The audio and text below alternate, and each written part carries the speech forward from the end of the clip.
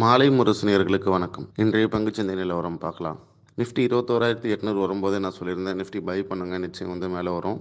இந்த மந்த்துக்குள்ளே அது வந்து 23,000 நிச்சயம் டச் ஆகும். ஸோ அதன் அதன் பிறகு வந்து பார்த்திங்கன்னா பெருசாக வந்து 24 அதெல்லாம் ரீச் ஆகணும் அப்படின்னா நிச்சயம் வந்து ஆஃப்டர் எலெக்ஷன் ரிசல்ட்ஸ் அப்படி இல்லைன்னு சொன்னால் இந்த மந்த் எண்டு அந்த டைமில் வொலட்டிலிட்டி ரொம்ப ஜாஸ்தியாக இருக்கும். ஸோ கொஞ்சம் அப்ஸ் அண்ட் டவுன்ஸ் இருக்கும்.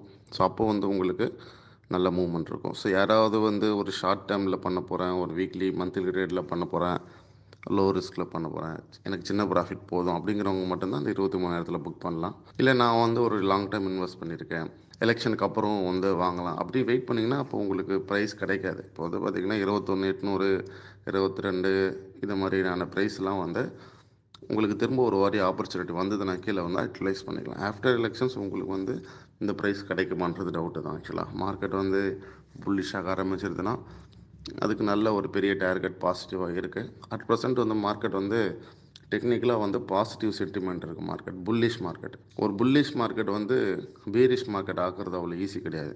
ஸோ வந்து என்ன தான் ஒரு எலெக்ஷன் மாதிரியான பெரிய ஈவெண்ட் நடந்தாலும் ஓவர் நைட்டில் அது 10% 20% விழும். இதுக்கு முன்னாடியே எலெக்ஷன் டைமில் விழுந்திருக்கு அப்படி பாஸ்ட்டில் நடந்தது ஃப்யூச்சரில் நடக்குமா அப்படின்னா அது கிடையவே கிடையாது. அதாவது இந்த மாதிரி சும்மா ஒரு பிளைண்ட் கால்குலேஷன்லாம் ஒர்க் ஆகாது.